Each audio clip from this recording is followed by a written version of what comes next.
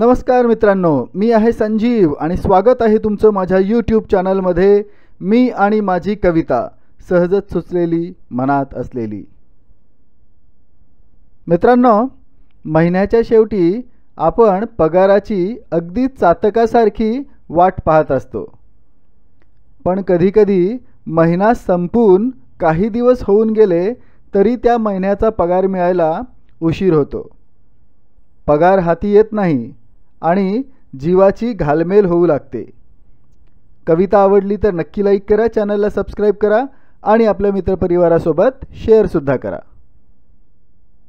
तसा तटपुंजाच असतो हा महिन्याचा पगार, तरीही तोच एक बुडत्याला काडीचा आधार। महिनाभर केलेल्या कष्टाची पगार म्हणजे असते पावती। पुढच्या महिन्याचा सारा खर्च त्या पगाराच्याच भोवती।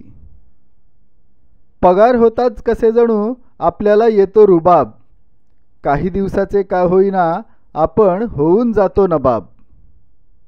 नाहीतर इतर वेळी नेहमीच आपली परिस्थिती असते बिकट, तेच ते साचेबंद आयुष्य आणि सोबत तीच नेहमीची कटकट।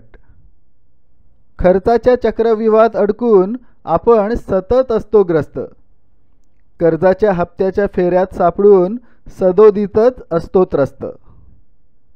या पगाराच्याच भरोशावर आपण चालू ठेवतो उधार, अशात कधी उशीर लावून काळजीत टाकून देतो पगार। त्याच्याच कृपेने येत असतो घरी महिन्याभराचा बाजार, त्याच्याशिवाय कष्टाचे काय मोल, सारी कर्तबगारीच बेकार। मंदी आणि महागाईवरचं तात्पुरतं औषध हा पगार, या पगारामुळेच फुलतो बिचाऱ्या गरिबाचा संसार।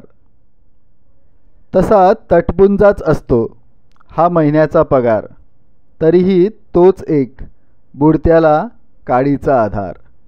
तरीही तोच एक बुडत्याला काडीचा आधार। मित्रांनो, तुमचा या महिन्याचा पगार वेळेवर झाला का? कॉमेंट करून नक्की सांगा। कवितेला लाईक करायला, चॅनलला सबस्क्राइब करायला आणि मित्रांसोबत शेअर करायला विसरू नका।